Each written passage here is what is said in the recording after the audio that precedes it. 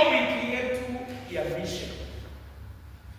Kwa neema ya Mungu, mission ya kwanza tulifanya Friday ni kuombea Towers Annex.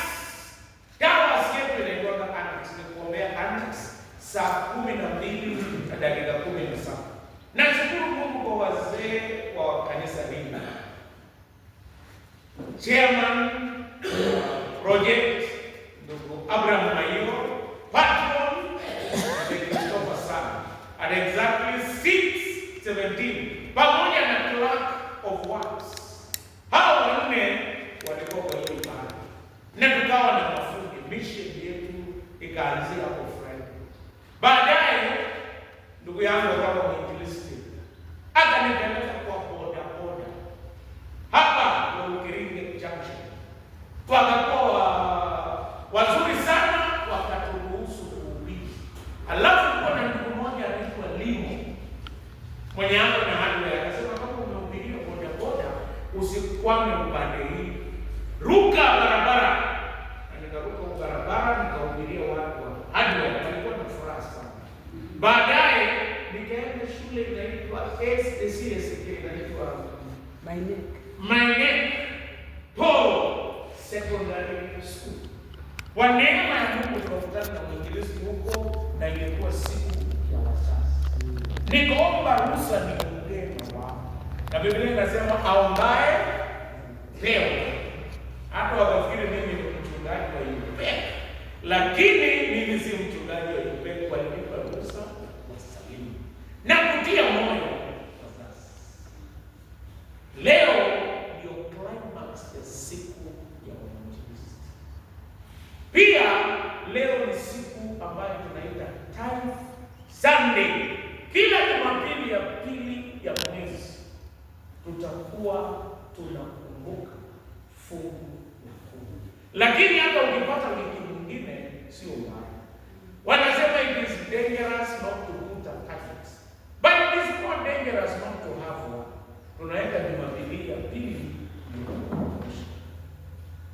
Kwa hiyo kwa ibada ya Kiingereza nimepatia watu nafasi kwa baada ya somo la pili kutoa fungu la 10, tukawa na watu tukawabariki, baadaye tukatoa matoleo ya sadaka, alafu mwisho tukatoa matoleo ya kusupport huduma ya wainjilisti na department yote inaenda tu kwa quarter.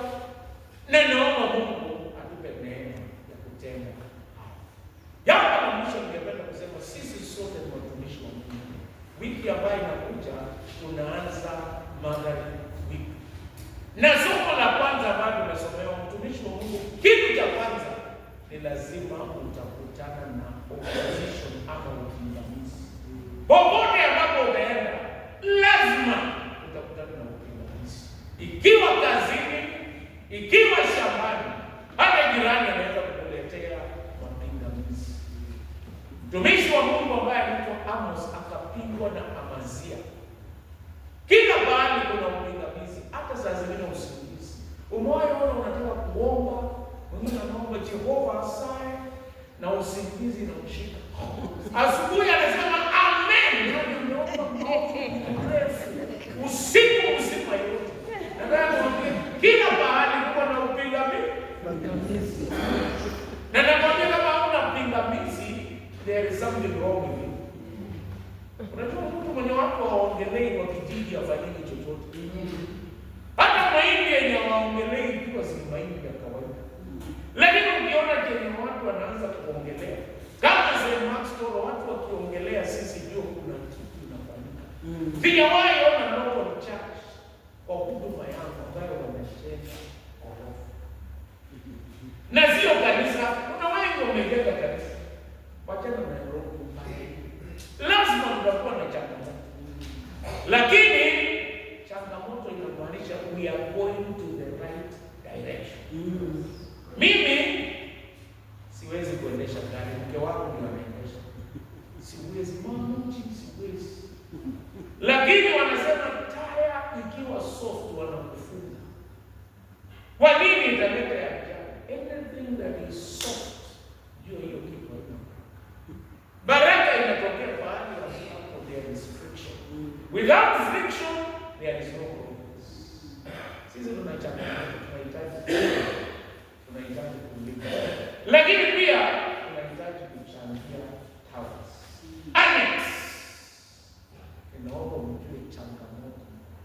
Hata ukiona watoto wako watu wanaongelea maneno, jua progress iko mbele.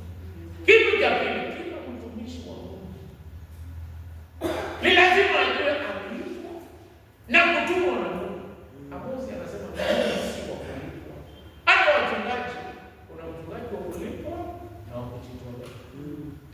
Wakati mwingi kuna changamoto. Nilikuwa nafanya huduma parokia nyingine inaitwa Kusikio. Siwezi sasa. Sadaka wa makanisa 3 ni shilingi 60. Na tuweke wazi, kulikuwa na kanisa moja, baada ya kanisa wanaenda kukula hiyo sadaka kwa mtume. Na kwa nini nilijuaje? Siku moja mimi niliona hii kanisa ni wakarimu sana. Baada ya ibada wanapeleka kila Mkristo anaenda kwa hoteli kunywa chai na mandazi. Nikasikia Biblia ikiambia mtu hoteli sadaka leo kutosha. Next week tutajaza. Next time waliponipeleka huko, walipokuwa wananipeleka kwa hoteli niwaambie sieni. Mimi nimetoka asubuhi tena nilikuwa mgoni siku usiku kula na nikarudi na njaa. Kwa sababu chenye unafanya inaonyesha mjini. Kuitwa na Bwana unakujitolea. Na nasema utoi kwa kifua, unatoa kwa moyo. Na ukitoa kwa moyo kuna baraka na si kulazimisha. Wewe unapoingia kwa tithe sana, kumbuka bila kutoa fungu la 10 wakati mwingine hautapokea. Naomba Mungu akuguse kwa moyo wako. Ukumbuke Jumapili ya pili kila mwezi ni Jumapili ya fungu. Unajua kanisa inakuwa supported na namna mbili. Jambo la kwanza, kanisa inakuwa supported kwa fungu la 10, mavuno na matoleo mengine kuendesha kitu inaitwa current and recurrent expenditure, kuhubiri Injili.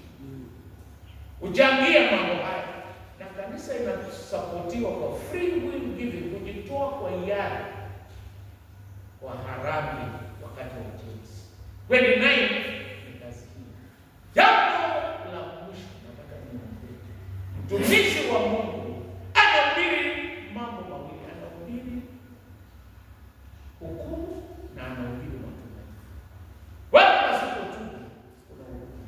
Lakini Mungu wetu sio hukumu peke yake.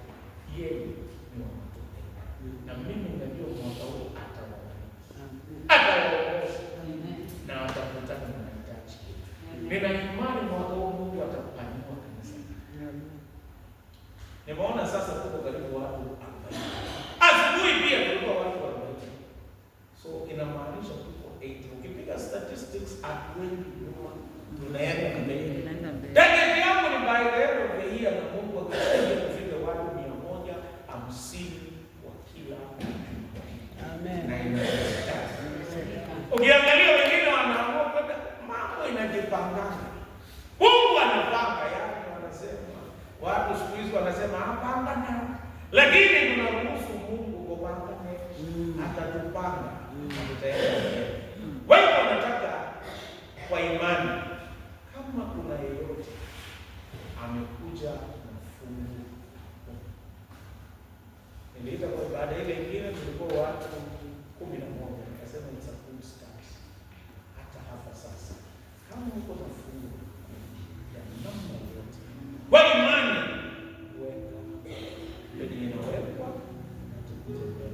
Tutakuwa tukifanya hivi kwa wakati kama niko hapa siku baada ya fungu, baada ya somo, alafu mambo mengine baadaye. Usimame sote uimbe wimbo twende kwake Yesu.